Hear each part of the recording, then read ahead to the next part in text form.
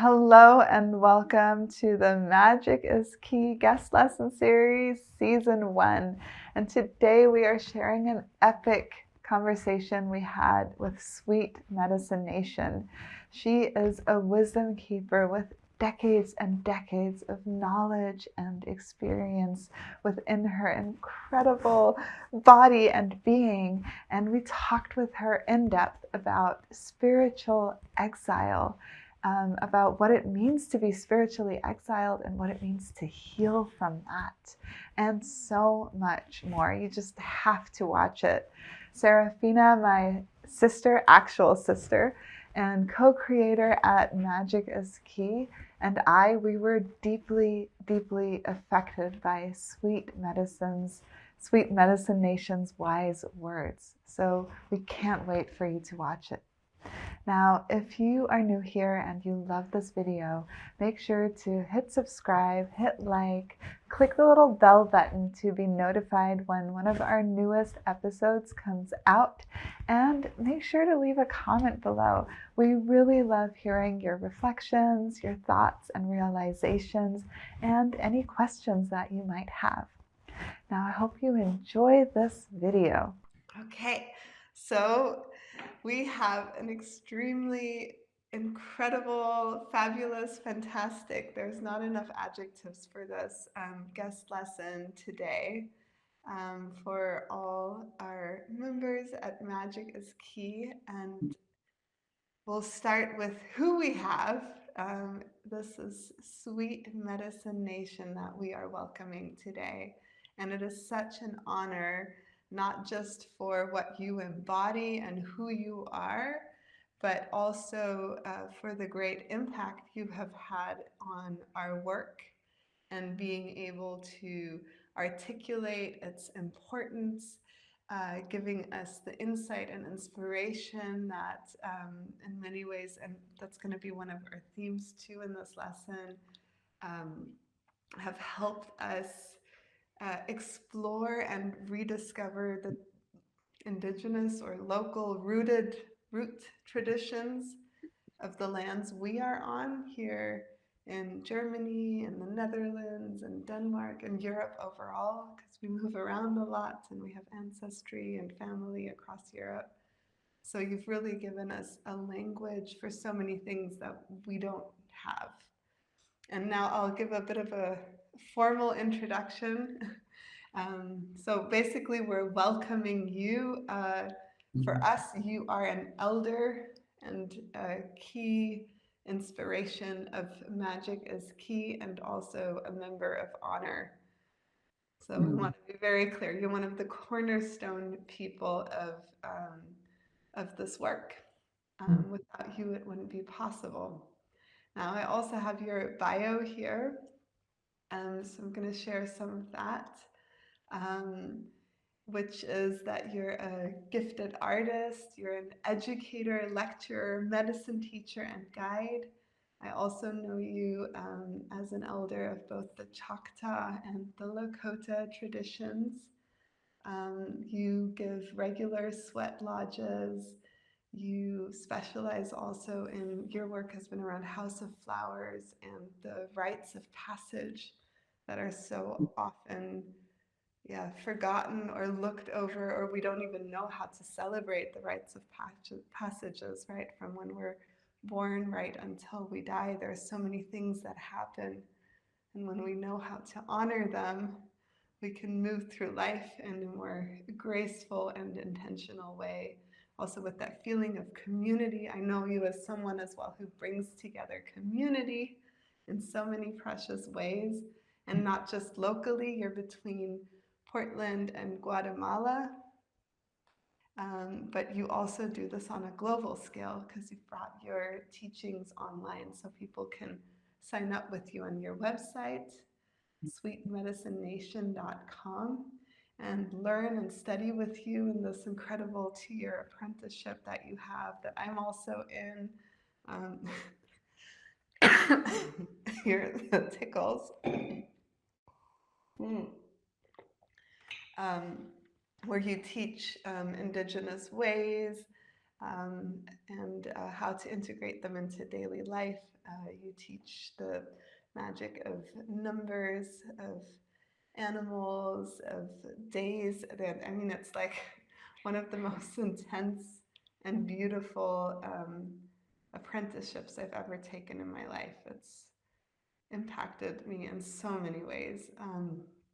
And what you do as a teacher, here's again from your official bio on your website. I really love this line: as you awaken within us the original and sacred values as earth guardians, honoring the natural ways for benefiting all beings on Mother Earth. Mhm. So, did I miss anything? Is there anything you would like to add? No, there's a lot of things, but I feel you've covered the generality of the things that are important. And then from that, they are the umbrellas of many divisions under that. It's how do we, you know, I had an experience once, I'll just say it like this, because it's something to value. Like having a birthday, we celebrate life, the person, and that they've made another rotation.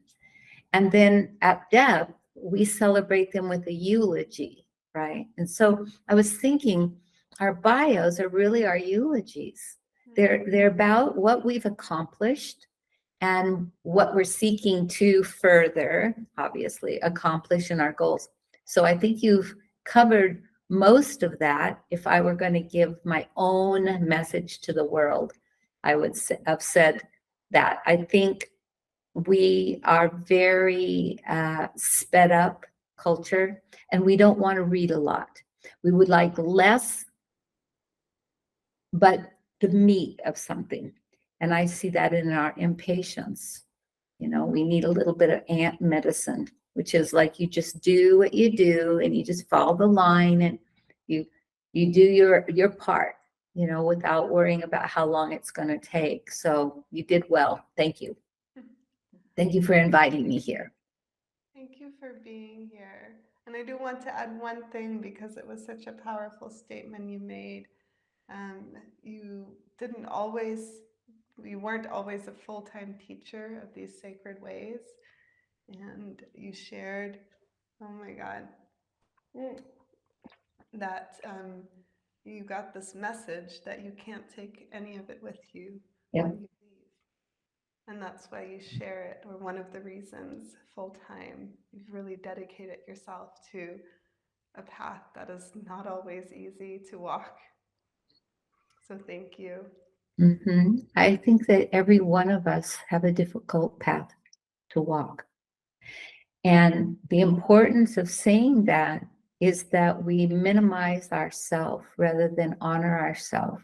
And then we wonder why we have doubts, why we experience these downtrodden feelings, and returning back to our roots is a process of not just about our genetics, but really about our cultural people, whether it doesn't matter where in the world.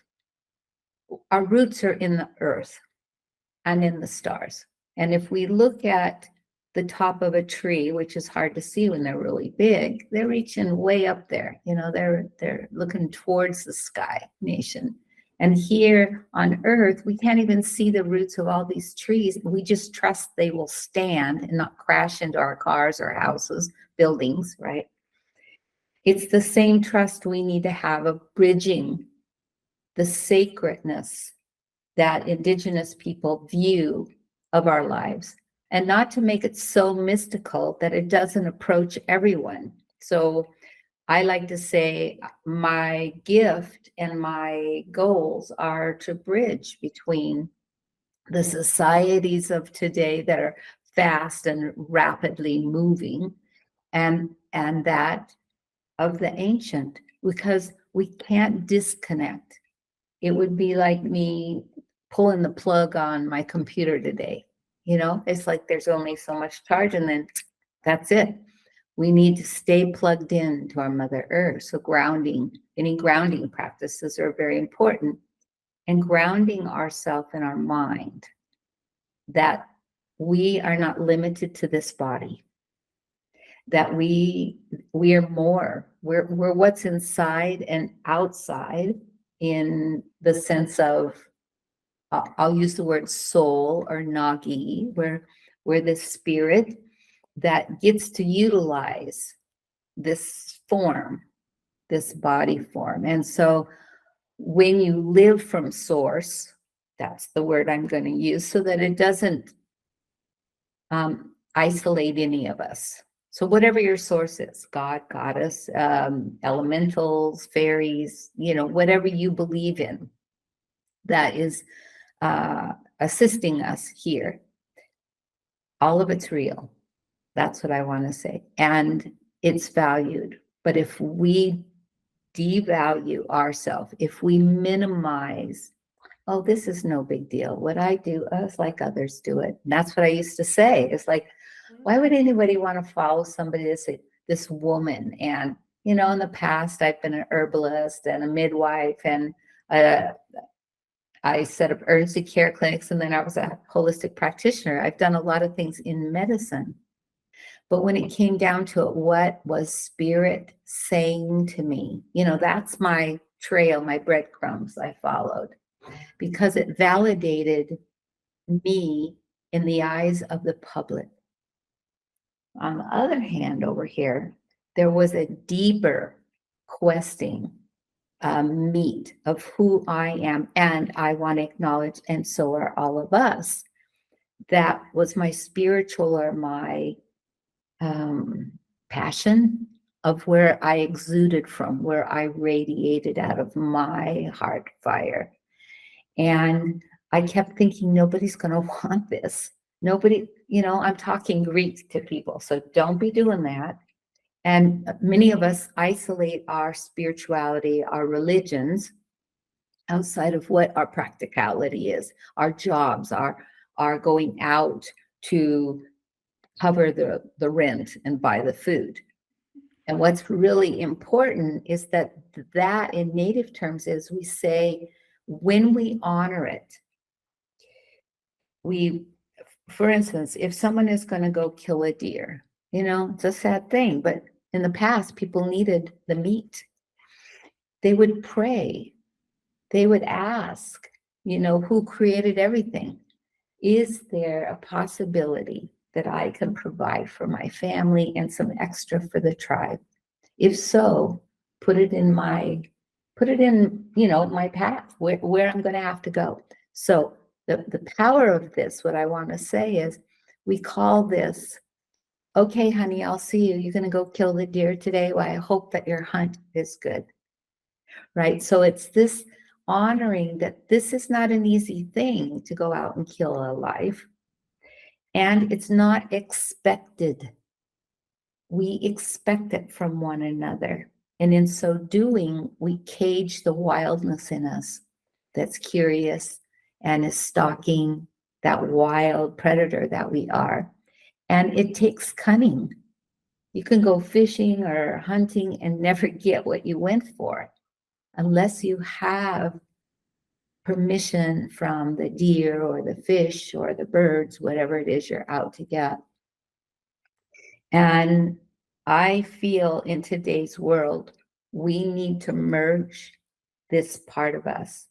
Our bigger sense is that we are not limited to a human form or human values. We're this very big, what would I call this? It's like it's a global, or universal, to make it even bigger, vast knowledge that we only touch a tiny bit of in this lifetime. So what you're doing is you are opening a door with many windows for people to find the magic in their world. And what I had to eventually do, because Spirit said, enough of this. I've let you follow your plan, but I want you to go back to your original medicine. And I had a crisis. It's like, oh, wait a minute. I am doing this. I'm doing ceremony on the weekends. I'm doing work with people in a healthy, holistic way during the week. I'm merging these two in my livelihood. But Spirit was going, there's something else you were supposed to do that you are avoiding. And part of that was valuing what I carried had value. And our story, our life story, gives us this incredible outline of our accomplishments. And I think it's very valuable that we talk common language so that we bridge. We speak from not just being, the Indians with the feathers and all of the disguise. So today I dressed in normal clothes and come here to be a part of this amazing system that is like, it's an apothecary of magic. You can have magic knowledge, you can have magic experiences, you can do things on full moon, new moon, whatever they're offering. And the body of our experiences are like choosing from a bowl of fruit, the potpourri. So I'm here to say, from where I'm sitting and the cooling down of temperatures, we almost had freezing this morning, that, fall, this autumn has come, and it's time to harvest the knowledge. And I mean that metaphorically and literally. Metaphor is the language of spirit, but literal language, whatever that first language is of yours, we need to merge the words that can give us multiple meanings. And so it's time to harvest our original instruction.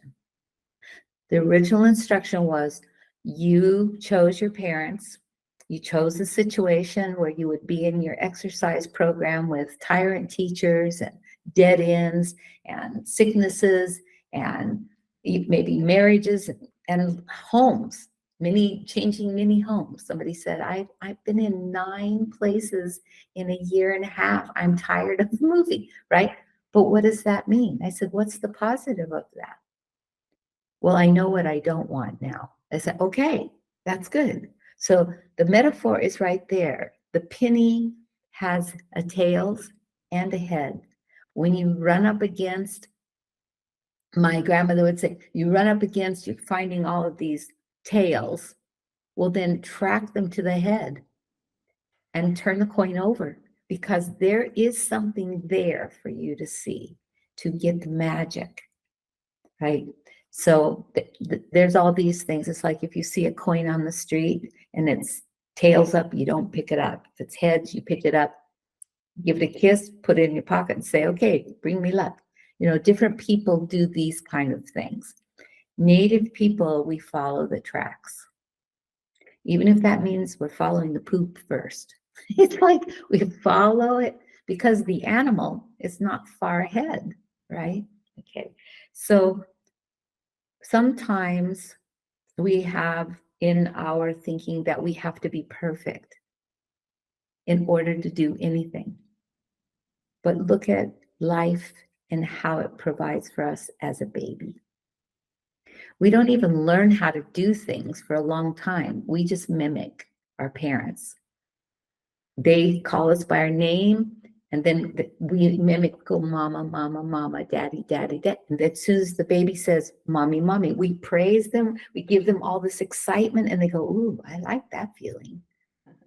And then when we're called by our full name because our parents are pissed at us, we go, ooh, I don't like that feeling, right? So we have these reactions in our soma, in our matter, in the body. So we have to start somewhere. And we have to understand that we're learning a language of the time and also of this beautiful garden of our lives, and find and seek out, questing to know yourself. And so Indigenous people help their children to do that through rites of passage and to be good examples of what could be coming next, right? So I'm excited about maybe some questions that you have for me, but to really say we're here. I'm going to use the word Nagi. because in my understanding, Nagi is spirit, but it also means magic. It means that thing you can't quantify, you can't put value to. It's like the feelings of a deja vu, like you get all prickly and waves up and down your body, kundalini or orgasm experience where you just go woohoo, that is how we should live our lives. We don't always have that every single day, you know, but the importance is that we value the fact that if we didn't have contrast, we wouldn't have value at all. So when it's cold, we put on the jacket. We go, so glad I have this down coat, to protect me. Or outside, our hands, our mittens are all wet. Go inside. It's like, the house is warm. If we didn't have that, fasting without food or water, we come back, we say, one slice of orange would be all I need today. This is blissful, right? But we go numb. We bombard ourselves with way too much in the day, and we don't what do I want to call? We don't clear off all of this static. So I'm hoping here today I can add some of that um, movement towards seeing beyond what's in front of us. Oh, I can't do this. Oh, Mercury retrograde. This isn't working. It's like, yeah. It all happens at once. The Wi-Fi goes down, your mother's dying, your bank account's frozen. It's like all these things. And what is this about?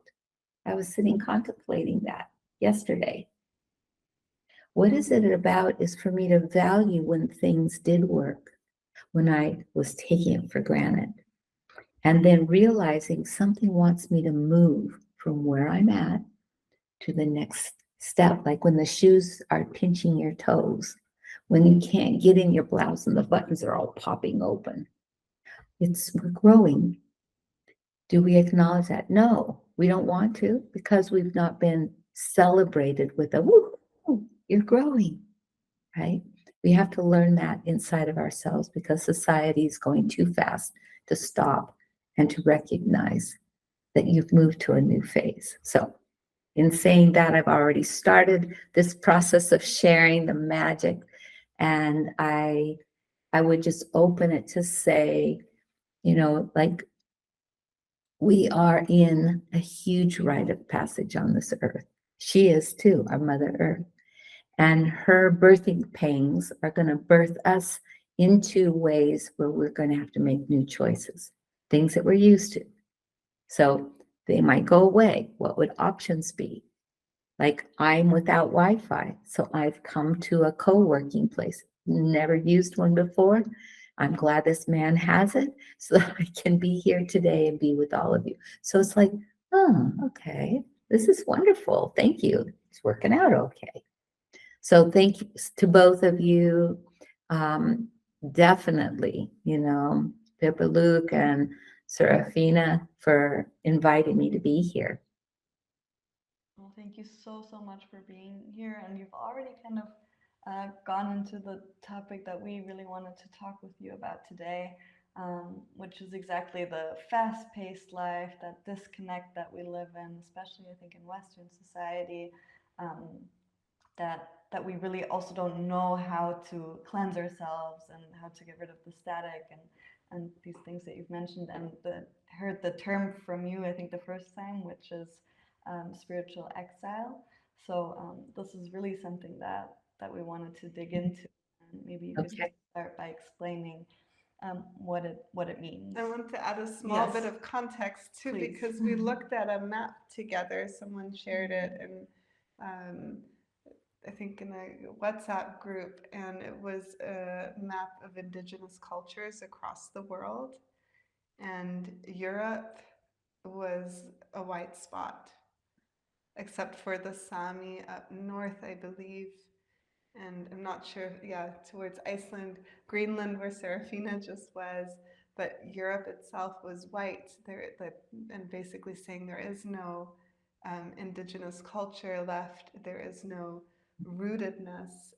And so, since that's where we're from, and where we've grown up. When you spoke about spiritual exile, and I shared it with Serafina, it really hit us in a really, yeah, in a deep way. And I had to think also of all the hurt and the damage that our culture has done on a global scale. And I wonder how that might be impacted and maybe repaired also, if we figure out how to heal or return back to our roots, return from the spiritual exile. But it'd be lovely if you can talk about what it means and maybe Okay. those ways. Yeah, I mean, it's a term that would be more of today's world. To be exiled from a tribe is worse than being killed because you've done something bad. To be shunned, to be pushed away, or to be the last. Like in California, there's a story about a man who became an example of the last of his kind called Ishi. And you find this in a book, The Life of Ishi. And he was actually put in the museum in San Francisco. People could come during the day just to look at him like he was a zebra or an elephant, because he was the last of his kind to live the life where you cooked your food on fire, you didn't use any steel or metal, you made containers for your cooking, and you carved spoons or utensils. I mean, and people were curious about that, because and the important part to say here is that he was taken to Europe and caught a virus and he died. So what they didn't know is that indigenous people, all of us, are indigenous. I'll just say that right here and right now. And where can we find that indigenosity? And then why is it that we have war? So these are the furthest from one end to the other end of what is the solution. At least this is one point of view, of course. To be exiled is to annihilate and to, I'll say, impregnate who you find when you conquer an area, so that your seed, your children, and then further generations come out of your planting your seed where you want to take power. And what has happened is that we know, for instance, Australia, many people were sent to Australia that are all prisoners. So they planted, I'm not going to say the worst of the worst, because some probably weren't that bad offenders, but they got rid of them. They didn't want them in their country, Ireland or England. So they sent them off to Australia. Well, there were people there already, as in North America, South America, Central America, China, all these different places, right? But power, why is it there and what is it doing, I think is what we need to look at. The reason that we feel exiled is because we have inherited grief that has not been healed or resolved, because there's no way to, like I spoke, if you fast for 4 days and 4 nights without food or water, you're happy for one slice of orange. A sip of water is like a delicacy. You see the contrast. But if you take that choice away from a people, you kill them, and you put the hearts of those, you kill off the elders and the next generation, the babies, and you impregnate the women. Their hearts are on the ground. And what's going to be born out of that is this anger, feeling abused, destroyed spiritually, emotionally, physically. And that is a vibration. Everything lives because of frequency. Even the stone that just looks like it's sitting there, mountain, it's like everything's alive. And so what ends up happening is that we gain through our DNA, not only the color of our eyes or our hair or our skin, we also gain incompleted rage, anger, suppression, all of those things that conquered people feel. Like they become the servants of whoever's in power. And they may not be the right color or the right language. So then they have to indoctrinate them through force to learn another language, to dress a certain way, to make an appearance that they fit into the conqueror's society. So long ago, we worshiped the earth, just as a good example, until Roman times, where the power came in and, people like Cleopatra was killed. Because power of the feminine is what the earth is. But unfortunately, the masculine didn't realize that this ass will come back to bite your ass. So through many thousands of years, the patriarchic rule has overrun the earth, and conquerors, whether they're going to war. That's why we have wars, because there's revenge and that there's grief that is never healed. And so these people go from one country to another. That's what happened here in North America, is that a general, Sherman, was sent out to kill Indians after a war of the North and the South. And all he knew was to kill, and he knew how to train to kill. And he was so good at what he did that he was sent out to kill all the Native American people in North America too. The greatest killer of indigenous people was virus, but they had no idea other than measles, so there was blanket fever. Oh, bring all of those infected blankets across on a ship and we'll give them out, because Native people loved that. They loved blankets. So killing off people by things that they really need, indoctrinating them in a way that's not common to them, makes them sick spiritually, physically, emotionally. And so then they become very much like sheep.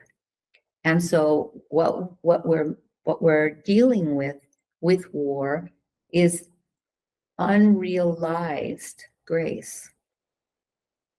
We never go back to grace. We never go back to healing.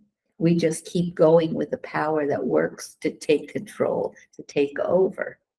We never think about the humanity.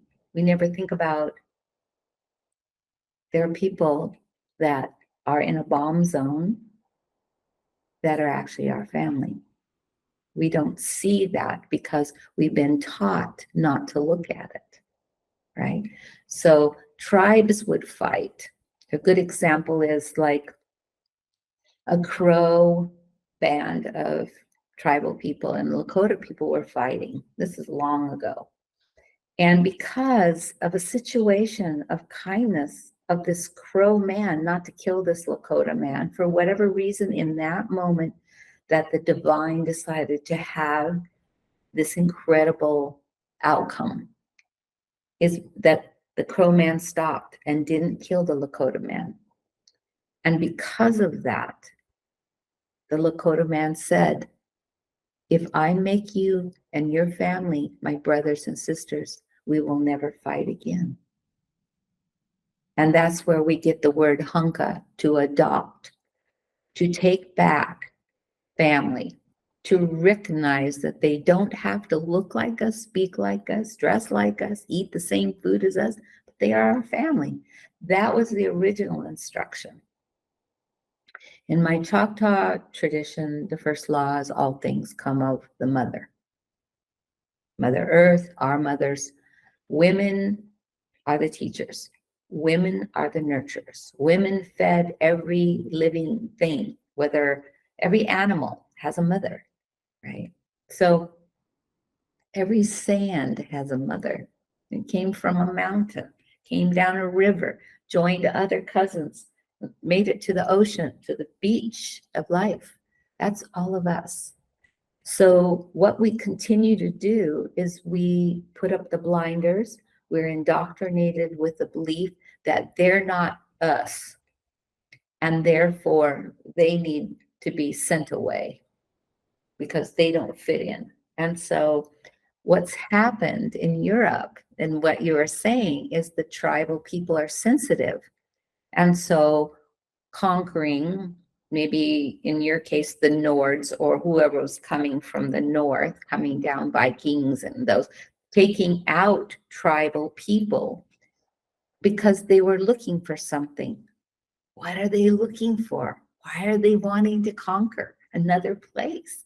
What is that? So they thought it was power to rule, to have the land. Well, who is the land? But the Divine Mother. And did they honor the Divine Mother? No, we still don't do that today. We're still stealing from her. We're still digging in her. We're still using up her resources like spoiled children. And that is the grief that we perpetuate in our children, in our society. There's never enough. You can have more. Somebody say, well, if I won the lottery, here's what I would do with it. You know, and it's all about them. It's not about making something better.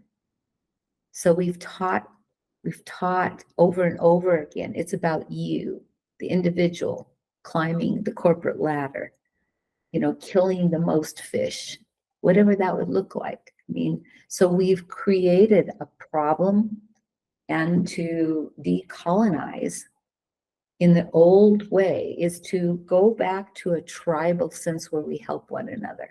I think that's what your program is trying to do, is bring the magic back. It's trying to bring the simple things that we can do.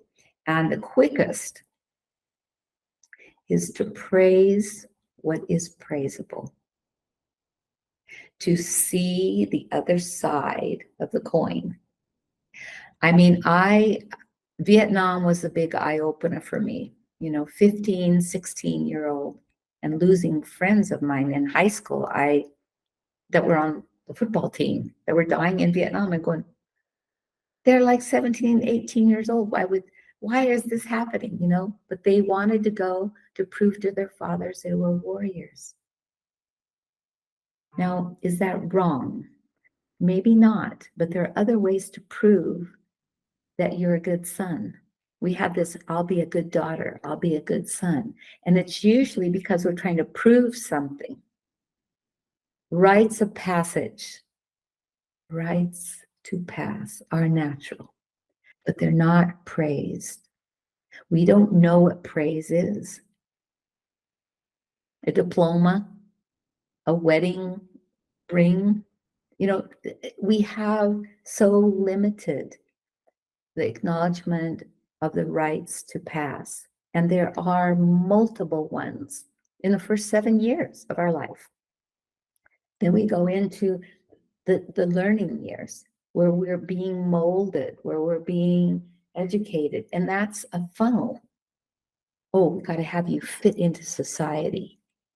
No, you can't go to an alternative school. No homeschooling. No, your parents don't know what they want. We have to have what the government tells us we have to have, so that they can fit in later when they get out of this educational stockade, outside of this corral. Dehumanizing, taking it away. It's another way of cutting your hair and washing your mouth out with soap if you speak the wrong language, right? So to go back is to find praise, to praise each part of our life, to see where we have followed a false belief, trying to belong. You know, we do that with our parents. We want love, we want approval. We want them to go, yay, look at you, you know, we're so proud of you. That starts waning after a while. Then it's expectation. You signed up for this job, you knew what it was, and you're not doing it. You know, so there's this criticism. Somebody else now in the corporate world, you know, they just take all the higher echelon and retire them. and bring up the young ones underneath that don't know. And eventually, over time, then they're trainable in the way you want them to be trained, and not for the people that said, I gave 35 years to the corporation I worked for. I believed in it. I believed in what we did. My great grandfather got a gold watch for working all of his life on the railroad, steam engines, right, to begin with, all the way to when there became more of a, like the electric ones that started happening. Seeing this, a gold watch. Nobody gets a gold watch for working years, if you even get to 15 years with anything. So what we've done is we've taken away the proverbial carrot at some point, and there's nothing to follow or hope for. So the generations right now in their 20s, I just want to say, if you're watching this, you're ahead, because your generation thinks there's nothing to work towards.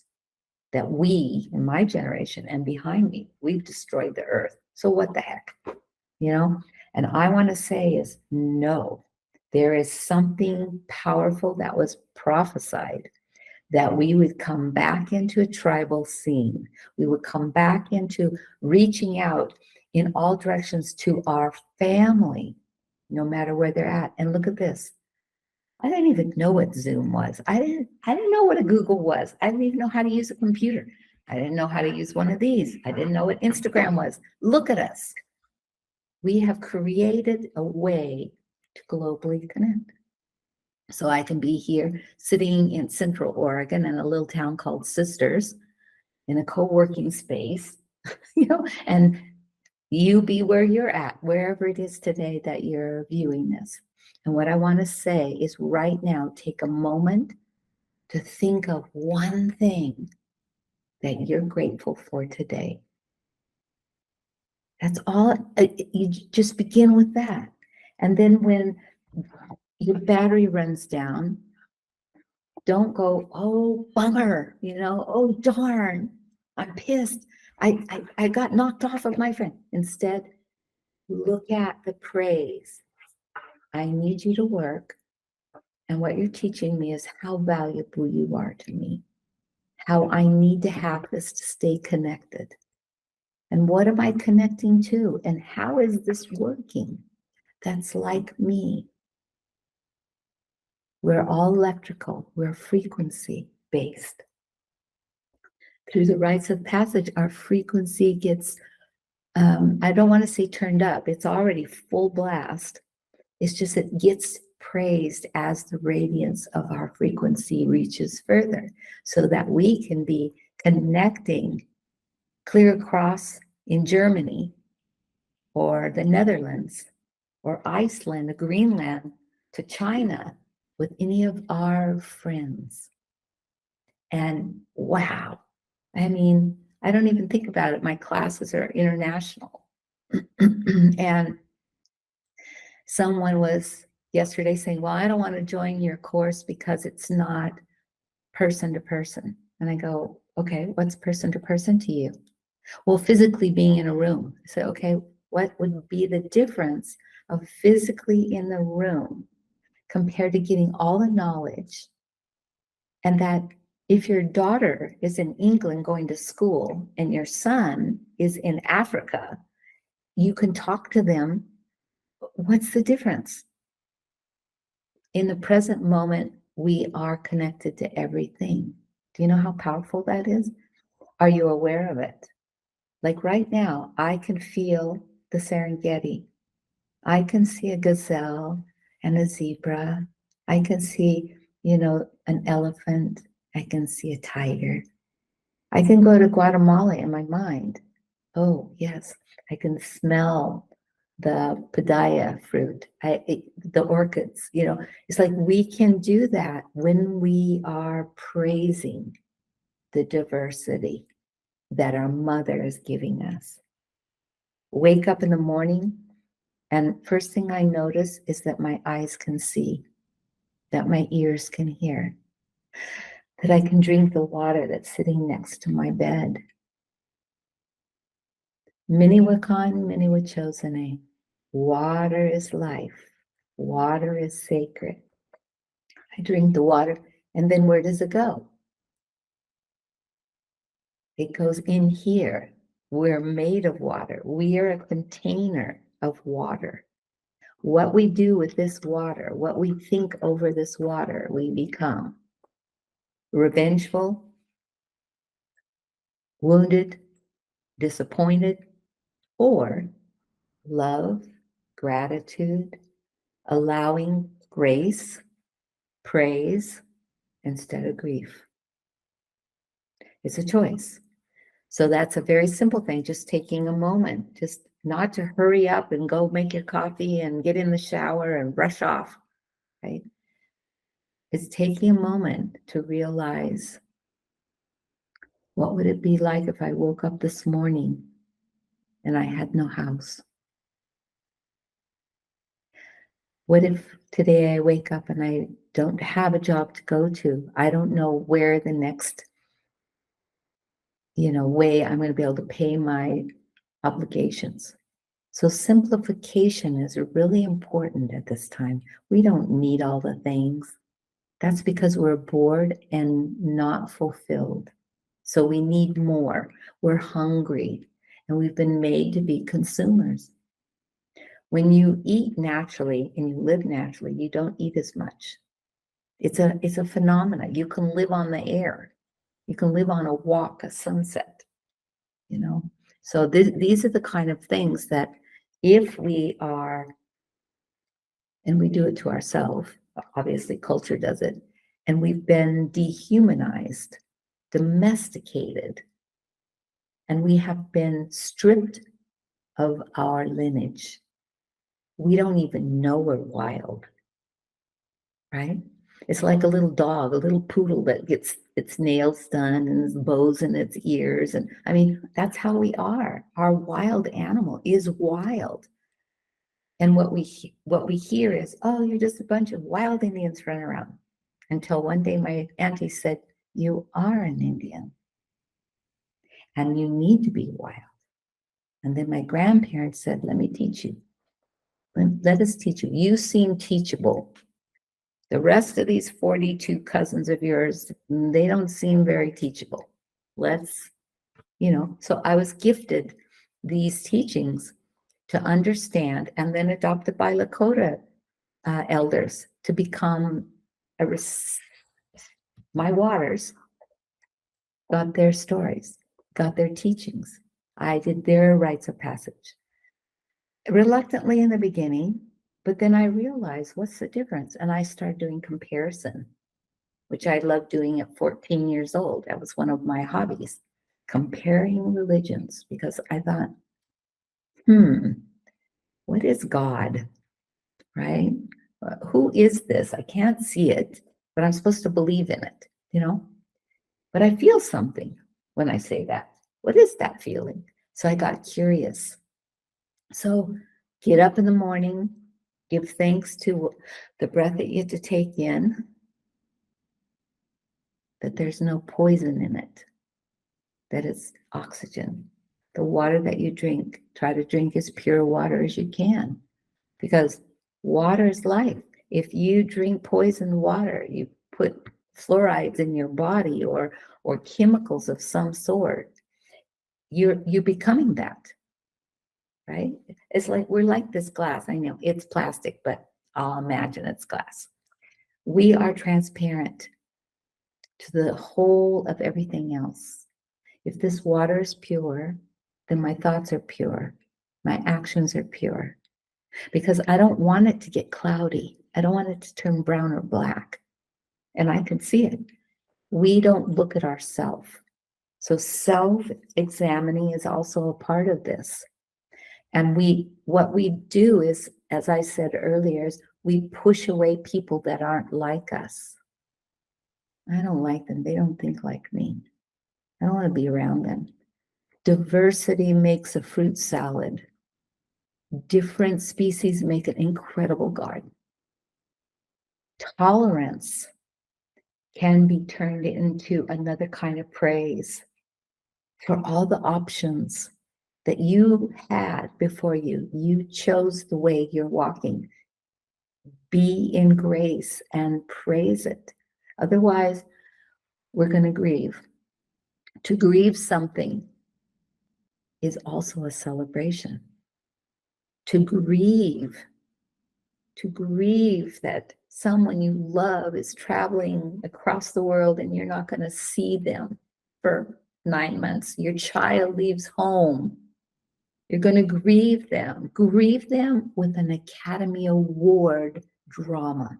Grieve until you can't grieve anymore because they mattered that much to you.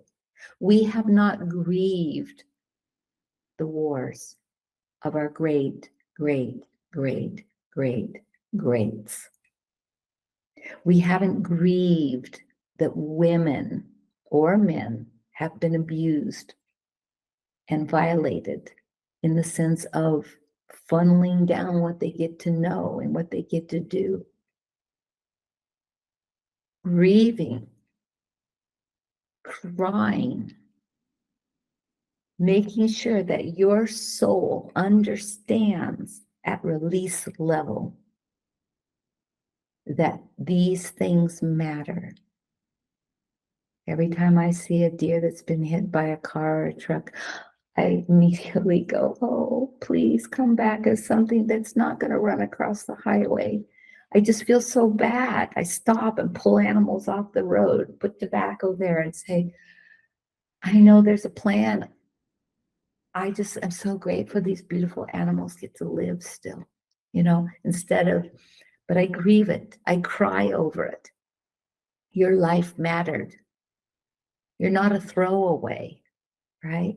So I was taught that when I see the bums in the street, somebody who's not even begging, but they're not whole in some way, that might be my invisible soul looking at me, needing me to go and praise them instead of go, ooh, I don't even want to go near you. I'm walking on the other side of the street.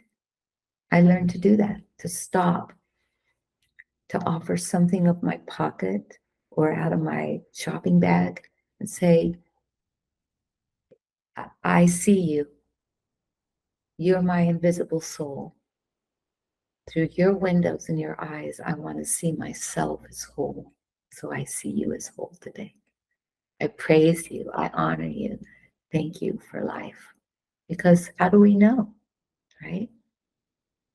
So we need to reclaim, we need to gain back discovery of our original root and who our indigenous cultural people are and bring them alive through praising them in us. Many people tell me this, oh, I don't feel good about, I think it's misappropriation. This is a new term we've created and we have a belief about it. I'm not indigenous. Why am I in your class? I don't think I should come to sweat lodges because I'm not native. I go, who told you that? Well, I'm not. I have no tribal affiliation. I go, that you know of in this lifetime. You've lived thousands, tens of thousands of lives. Of course you have indigenosity in you. Of course you're here. You're curious. Why? Because you're smelling the flavor of the old recipe that you once were. This is important. This is what is going to save your life. This is what's going to get you to bring back your wildness. Everybody's going down this trail because it's the trail with all the boulders on the side, so you don't go off on the side, right? Don't step into the wild forest. You could get hurt and bitten. Maybe you're one that goes, I'm going to go over here for a while. I'm going to follow this trail. And they go, hey, that's not the trail you're supposed to walk on. It's my trail. I'm going to follow it. To be different is to be wild. To be different is to discover that something about you is unique and find out what that uniqueness is and blend it back into culture. Right? It's like, oh, are you a hippie? You have long hair. And, it's like, no. Well, you don't look native. Well, I am. Maybe this is the greatest Well, disguise is what my grandfather said. Look at the disguise you came in. You get to bridge both sides. Yes, I had to go through prejudice with people who are dark skinned, dark hair, like my dad. But it's like, okay, so I have some French in me, some Irish in me. Maybe I have some, I have some Bohemian in me. Definitely of Europe. Okay, so what if I am a unicorn? You want me to be a horse? Okay, I'll be a horse. But inside me, I'm still a unicorn. I am wild. And I don't fit. That's right. I don't fit into what you want me to be. Because if I did, you wouldn't like me there either. I want to be original. I want to follow the original instruction. I want to value those firsts that were here that gave us these beautiful energies that we carry. It doesn't matter what I look like, what gender I am, or even my preference, my language. It doesn't matter where I live. I live part of the year in Guatemala. I can hardly speak Spanish, let alone the dialects that are there, 63 of them. I was like, no, I can say Matios, which is thank you. I mean, there's certain words I can say, but do I need to learn the language? I need to learn the frequency language of the people and be in reverence. And I love tribal people that still follow their tribal ways. So be uniquely you. And in that way, you are reclaiming your place within and of, as a child of Mother Earth and Father Sky. Those are your original parents. You don't have to answer to anybody else, right? So this is what I would say is so important in today's world is we come up with these things that divide us instead of bringing us together. So I think that magic, we all want magic in our life. And what is magic? I mean, in the indigenous tradition, we don't really have that word because it is instead of something that becomes. And in the old ways of, I was initiated into the Order of the Rose, which is very European, a long time ago. And the experience of that for me got me to go to Cork, Ireland, to follow my mother's family on the Fitzpatrick side to go and find where our records were kept to bring back, because my daughter she loves genealogy. But I was thinking, who are these people? What do I know about them? And a long line of doctors. It's like, oh, interesting that I follow medicine my whole life. Then following my father's side, it's like, oh, they were medicine people. They were chiefs. It's like all the women were chiefs in the Choctaw, Chickasaw tribes. Your family were four of those grandmothers down. She was a chief of the tribe. Oh, okay. So it's like you discover and reclaim. I like that part about myself. Maybe it's your shield, your coat of arms.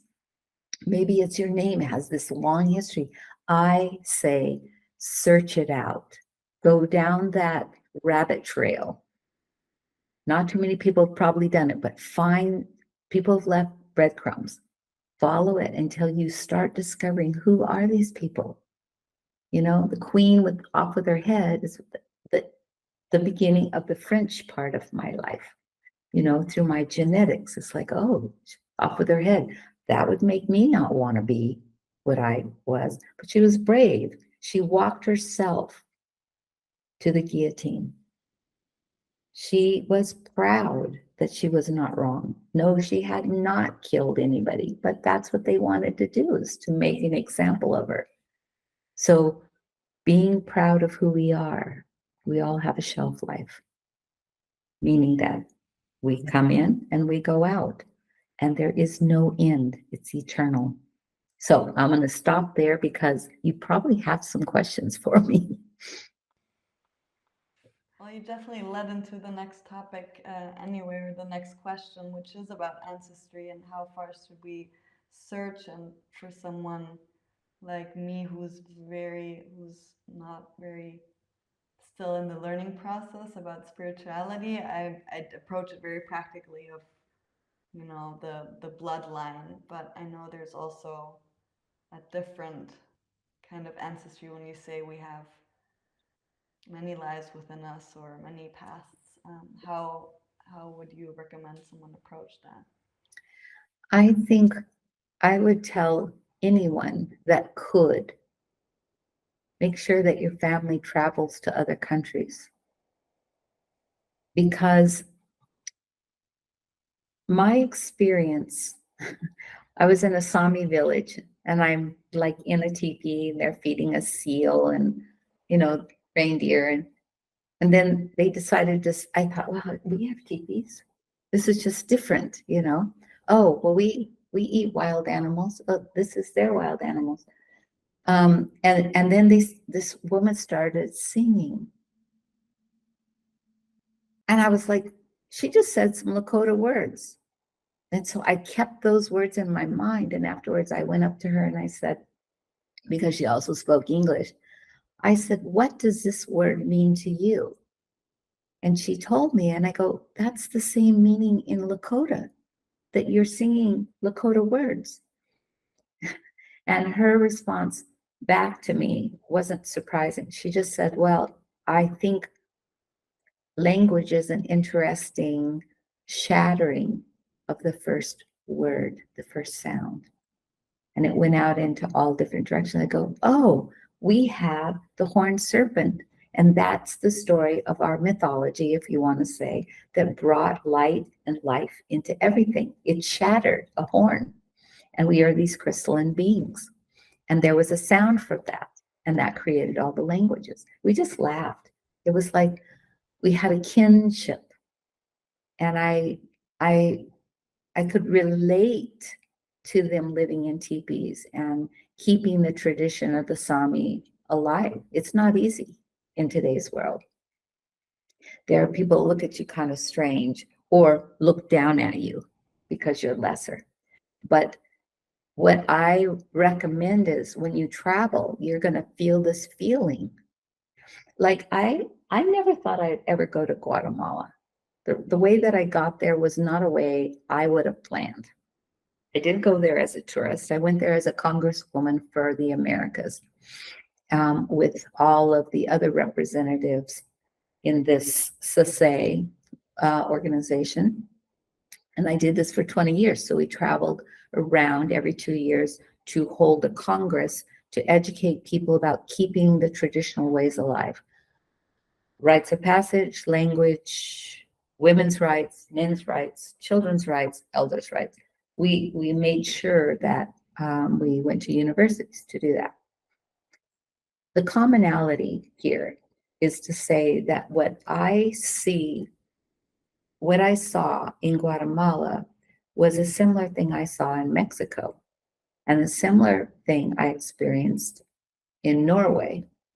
And then when I was in where you can go, like in Peru and Brazil, where there are traditional people, you see them, it's uncommon to them. They're not embarrassed to not have any clothes on. It's embarrassing to us, or we're awkward with it in the beginning. And I think back to my people, the women only wore a strap on one side of their body because they were women and they were constantly breastfeeding. Even older women became surrogates of breastfeeding as long as the baby is sucking, milk is produced. And you could be in your 50s and still be producing milk, even if you don't have a baby, because the babies were passed around to be tribally fed by their tribal mothers. So in Guatemala, if I were going to address you on the street, I would say little mothers. I would not call you ladies or girls or women. They don't have that. So different ways that we've cut it short and say, oh, you're a gender of female. Okay, so we're going to say Miss, Ms. We have all of these different connotations, right? But what are you? Tribally, you are a mother. You're a replica of the mother. Little mother, because you're younger than me. Divine older mother, because you're older than me. But honoring this. So when you go culturally and you meet these people in Guatemala, I just went there for a congress and it was interesting. But one thing happened in a ritual, and I went, I've only heard about this, and I'm now witnessing it. Like that first inkling, click, deja vu. Then we went up to a pyramid, and I saw 5 fires on the ground in the darkest of the dark. And I went, I've seen this before. And then the morning we watched the cloud look like a dragon eat Venus. Disappeared, the morning star. I've only heard about this. Long and short, I became a godmother of a child. That was an impossibility to ever happen. But this child came about. And I became the pipe carrier, initiators of all the pipes of the Guatemalan people. What am I doing here? I even went through a crisis of like, what am I doing here? These people have their culture intact. I need to learn from them, And still, as our house was being built, they came to this big urn full of bones of a woman and her grinding stone and all of her precious items. Stopped the building. This was going to be a shed, like a storage area under our house. No, no, no. Now this space has to become a building space that's open to the ancestors because we found an ancestor here. Okay, so it was like, and then later it was like, I wonder who she was. And then the next thing was I'm doing a ceremony this last year. And the last time I was in Guatemala, and I'm sitting next to my godchild and I go, did you see that? Do you see that? And she looks up like she's frightened a little bit. And I go, see that lady and that man with the feathers on? And then I looked over at the other godmother. She wasn't seeing them. And I was noticing the father who was off doing these blessings with my pipe. And I was like, who are you? Who are these people? So they came to let me know a message that I needed to leave there and that please put the bones back in the ground. So we went to go get the urn to put the bones, and she was blessed at a big 9 fire ceremony. So I'm just telling you these things because what's important is that when we see other cultures, we have comparison. If we can go and, I don't know if tour is the right word, go on a journey with people where you're going to meet Indigenous elders and listen to them. I think it's important, to find them and to hear their stories and to see how they came through the cultures of today to be who they are. What did they have to overcome? It's like to dance a sun dance in a closed arbor means that you can only be native in there. And here I am. So they call me Blue Eyes. Like I was an oddity. And they would do really naughty things to me, like throw my bedding out into the rain or spit on me or, bump up against me. It's like bullies because they were jealous. And I knew that, and I knew it energetically. But like 2 years ago, my Mayan brother said, look, when you walk through town, everyone knows you because you're an oddity. So you need to be safe. You should take someone with you. He was like trying to protect me. You're important to us. We don't want to lose you, right? And I said, I don't feel afraid. I feel like I am one of them. And he said, you can act like you're one of them and dress like one of them and even learn the language like them, but you're not one of them.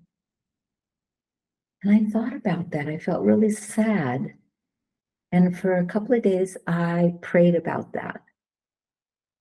Am I putting on air to be like them? Do I want to be accepted by them?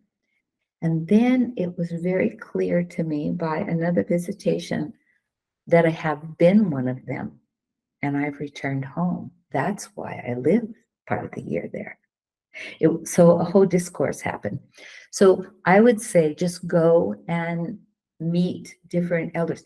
You're going to interview many of them, and they're going to be on this program. So people can come and they can know different ways, from indigenous to druid ways or whatever, the Sami. I don't know what all you're going to do, but I encourage that to bring the magic back, to reclaim. The other way is to watch documentaries. That's easier. You can do that from your home. To read books of anthropologists with a grain of salt, because they didn't know either, right? But the first thing I would suggest is to sit still on land of your ancestors. So my people would say, go to the grave of your ancestors. That's why I went to Cork.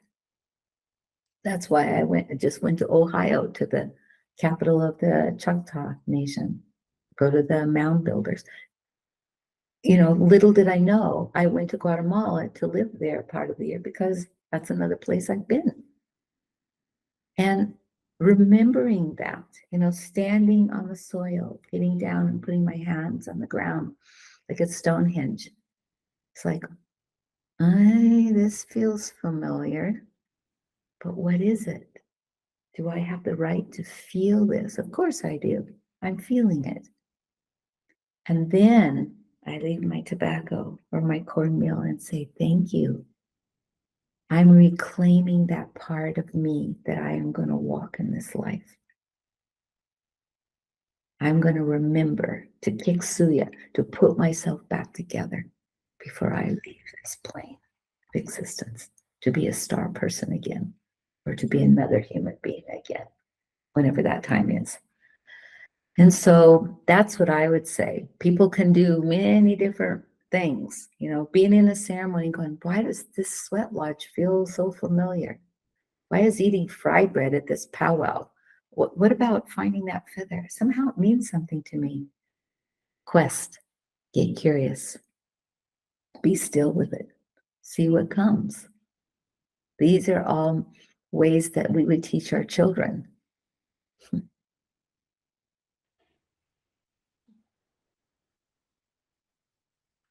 I'm having a moment.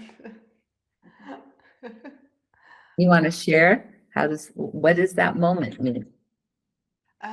Well, I find you, I mean, on your way of teaching, you always feel like you take us on a spiral and a circle and this, yeah, journey that whenever you finish talking, I find I need some time to integrate and to think about it because there's just so many lessons in all of it. And it can be easy to even underestimate their impact.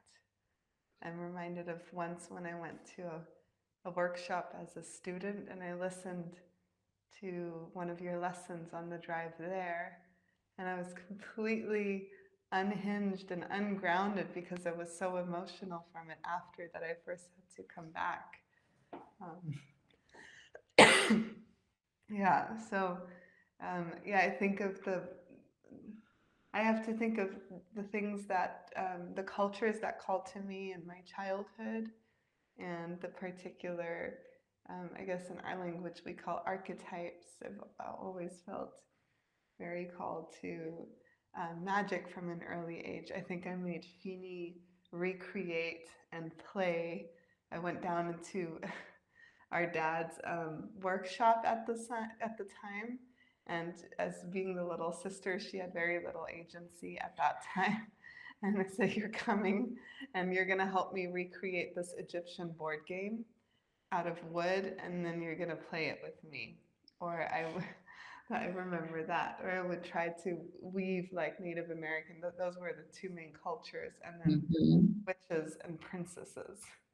It was always these um, themes. I don't know how, so it just makes me think of that, and I hope whoever is listening to it is also getting some ideas of the places and the types of being and people and professions they were called to as children. I think they're important. Yeah, what if when you were born, you were recognized as a goddess or a god instantly?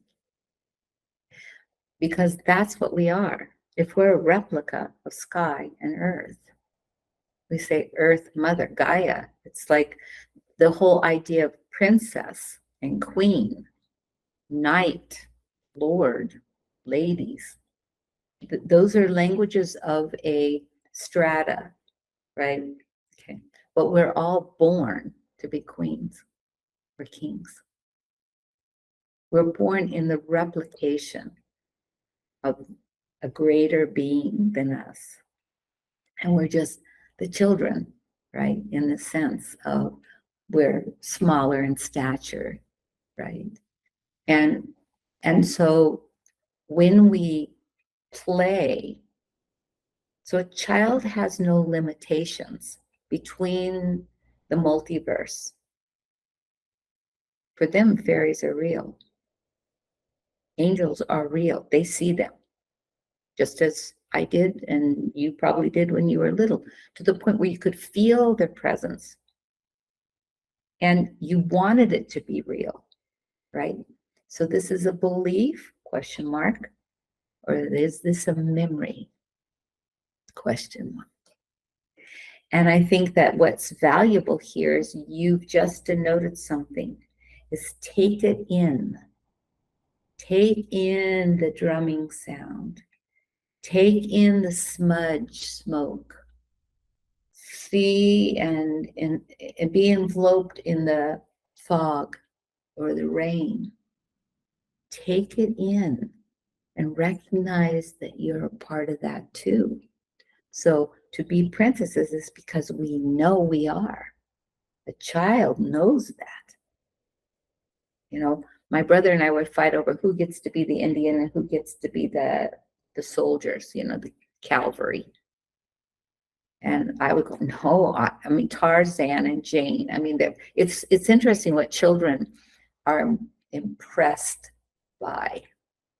And I always wanted to know what was wild, what could be, what could we do? What can we make out of this?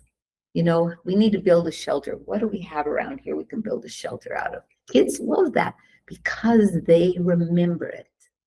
They did it.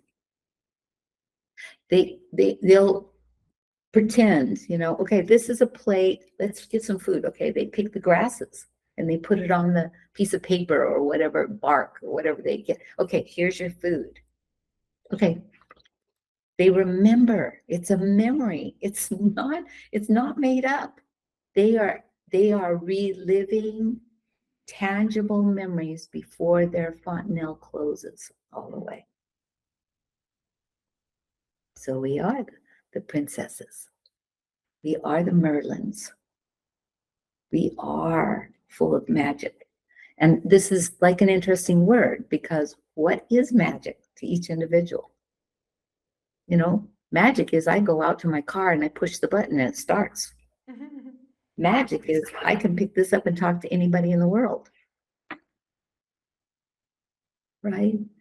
Magic is when I have a visitation. It's like, how do you get here? And where do you go? How come you do this so fast?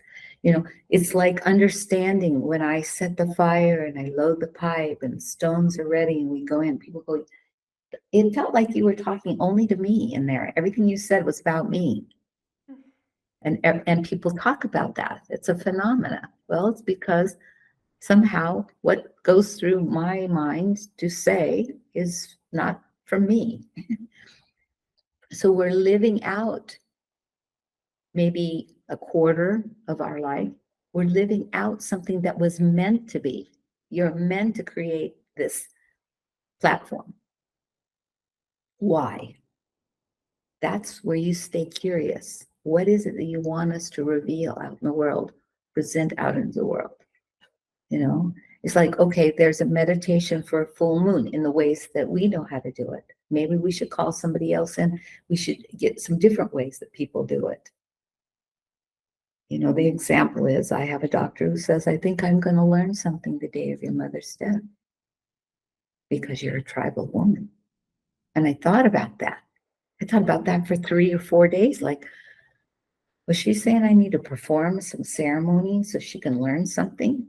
Right.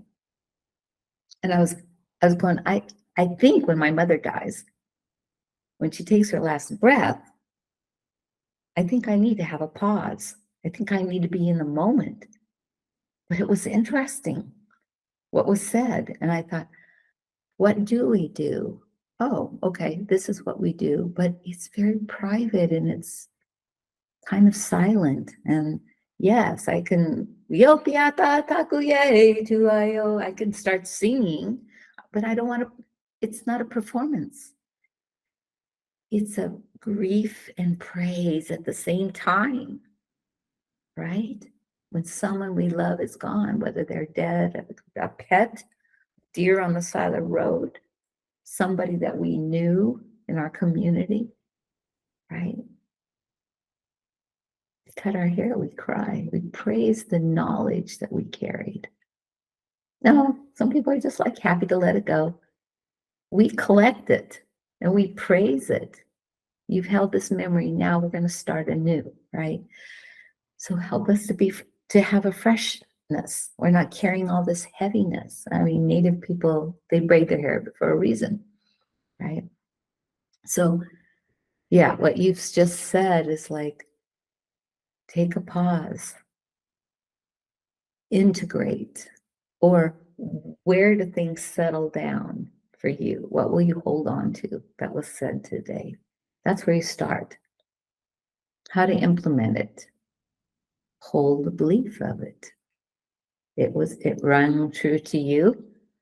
That's because you're remembering it.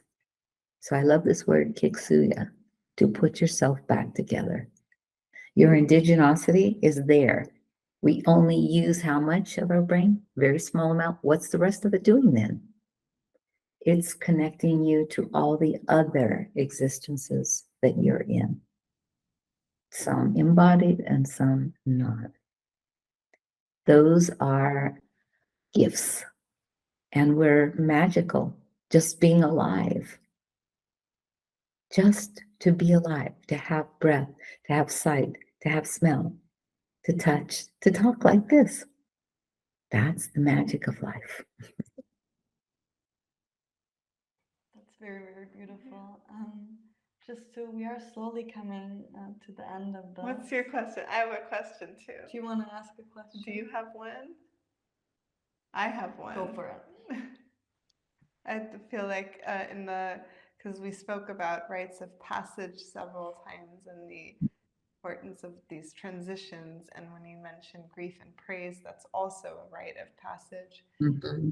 For those of us who, I mean, I think that's us. We're reimagining rites of passage. We're figuring it out like babies again, except it's all closed. So we're also opening. So, what are some ways that if we're alone, or we don't have family and community? I think many also of our students and members have a similar situation. How can you, in your own way, and this is just for the last 10 minutes or so of the call, have a version of those rites of passage when you feel something big is shifting and changing, or your child is going from teenager to adult and you feel that moment, or someone's dying. What are some ways we can reimagine and practice and be present in those moments? And I guess that's also a way of bringing back magic. So if you could speak to that. Mm-hmm. So the rite, a rite is a very important word. I recommend you look it up because it has to do with a ceremony, a acknowledgement, and it's also permission to move from where you've been in sometimes a trial. It's not always like, a birthday party or a wedding. You've gone through a trial, a rite to pass to this next place. And so a lot of the like vision quests and stuff, they're ordeal. This is another word we don't hear very often. But many of the rites of passage are ordeals that we take for granted, that seem easy, and we just pass through them without acknowledgement. I have videos that are of the rites of passage. So one thing would be to hear what rites of passage are, right? So nobody thinks about throwing a party or a acknowledgement or a rite when a baby's born. The birth is what they're considering. The mother just becomes a mother if it's a first child, right? So people just assume, okay, now you're a mother. Okay, what's that mean, right? A baby shower is not a celebration of becoming a mother. It is a right to acknowledge and to share wisdom by those that you call around you to advise you about what is this next phase about. If you don't have elders, then you need to recognize it yourself. I mean, this is a simple thing. I mean, a baby in our tribe, when the babies, it stays with the mother very close by, but as soon as they arrive, we sing to them. We recognize them as a fully cognizant and understanding what we're saying being, because the soul is ageless. It isn't limited to this little tiny being. And so in acknowledging this baby, a lot of tribal people don't put their baby's feet on the ground. They don't even lay them on the ground. They're kept up all the time because they're being acknowledged that this great mystery brought this being through a body, this portal. And we want to know who this is instead of indoctrinating it. So we praise it. You who've come from the beach of stars, you who have a purpose here amongst us, we welcome you here to this beautiful mother. And we praise you for the journey that was hard that you've just come through. So we talk like this. And we give gifts. We give gifts of our breath. We give gifts of our warmth, our hands to touch them, to hold them. So the baby's passed around. These are your aunties, uncles. They're your family. You can trust them. They're going to be here for you, right? And each person gives a benevolent breath on the baby's head or a kiss, and the baby's passed around. Then the father takes the baby and says, I offer this child back to you. Sky Father, you who gave us this gift. I don't know what to do. I need your help. I need your guidance. So it's that inclusion of all these things. Oh, hello, there's a shunka, a doggy's just arrived. And so this is a rite of passage. When we bring an animal into our family, it's like another child. It's another being, whether it's a deer or a sheep or a chicken. We don't understand. We assume we're in control of them. We're over them. We know more than them. No, that's not true. We underestimate the stones, the plants, and the animals were born before humanity came to this earth. They're way wiser. So we've enslaved them. We've forgotten their value. So the right is to value the next step, to educate. Here's what happens. Here's my experience of it. right? Right or wrong. And diversity. It doesn't have to be that we all say the same story. But the rite of passage, there's so many of them in our life that get underappreciated by us and by others. A rite needs to be witnessed. This is the key factor. Even if there's only two of you, it has to be recognized by another outside of you. We call our guides and guardians our ancestors. With songs and prayers, we invite them to come. I mean, they're here anyway, but we invite them because that's the rule of spirit. They will not intercede unless we request we ask permission for them to join us.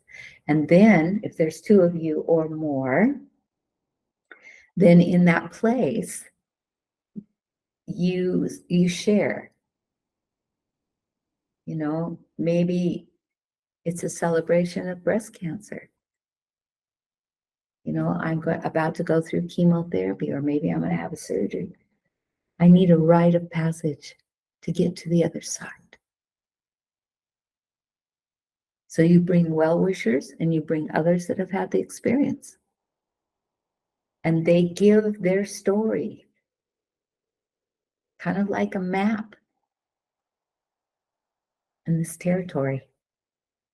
This is a rite of passage.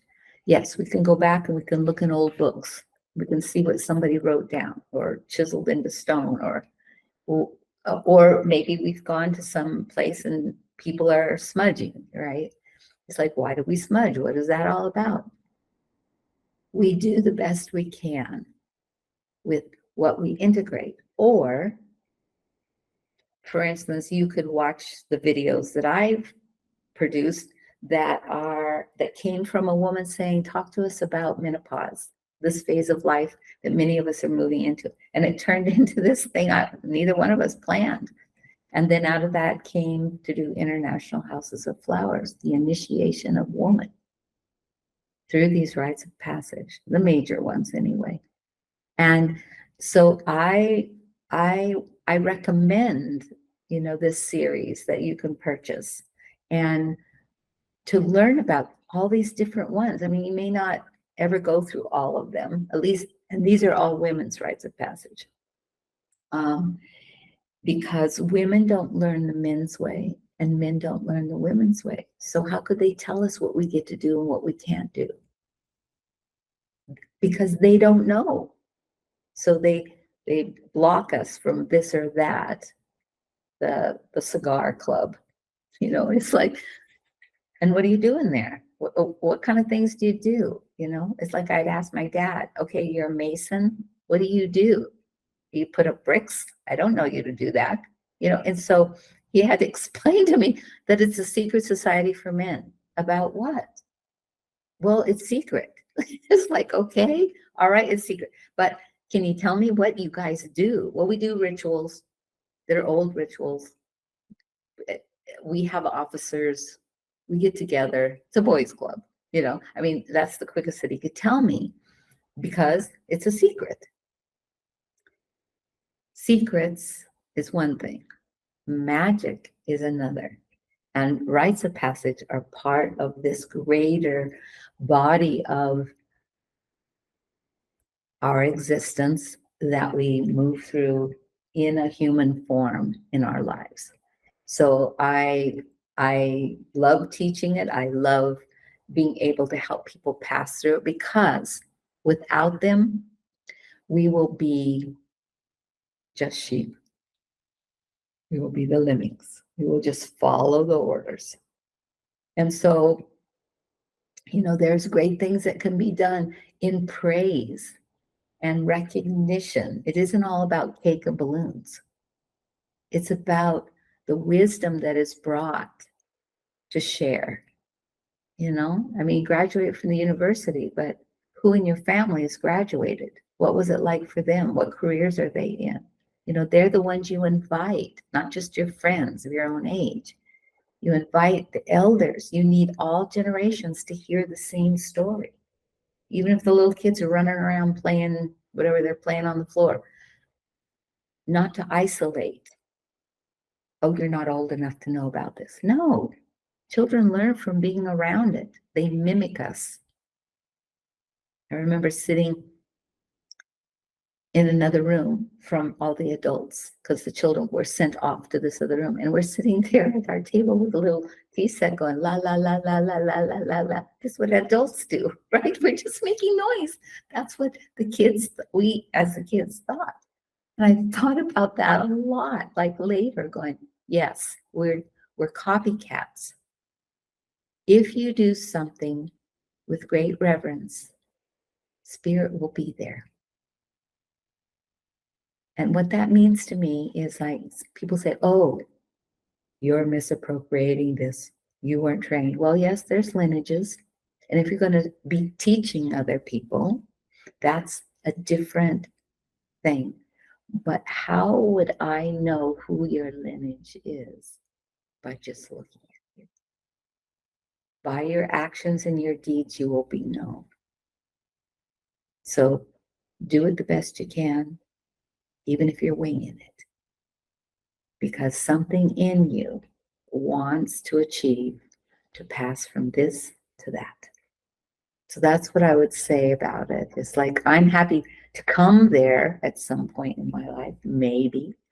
And we have, these teachings in a physical form. But in the meantime, like I'm just starting a new apprenticeship program September 1st. People could join that, or you can purchase the videos and learn about the rites of passage so that when House of Flowers comes to Munich or to wherever it's going to be hosted over in Europe, you will already know about it. And you'll be going, yeah, we want to, okay, let's do this. What would our cultural people do? And you start asking questions. That's how you find out.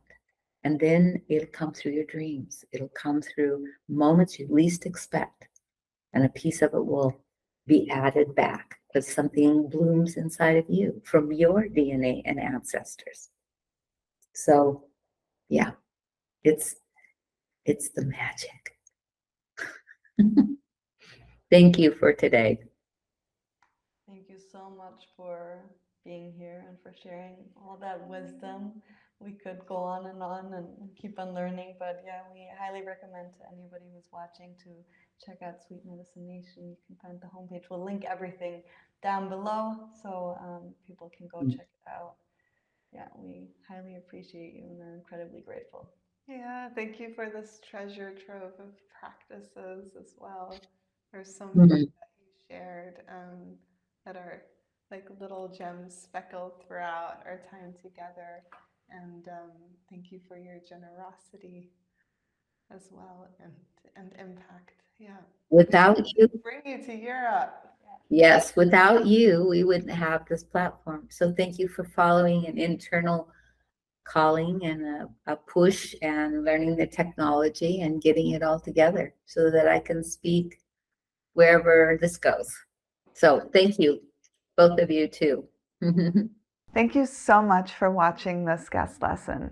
If you've had any realizations or questions as a result of watching it, or you just want to share something with us, make sure to comment below. We love hearing from you. Also, hit like and subscribe if you love this channel, and head on over to one of our other epic guest lessons. If you feel the call to experience magic in your everyday life, and you want to find out what it means to live with magic, then head on over to magiciskey.com. Check out our courses and our membership. It might be the right thing for you.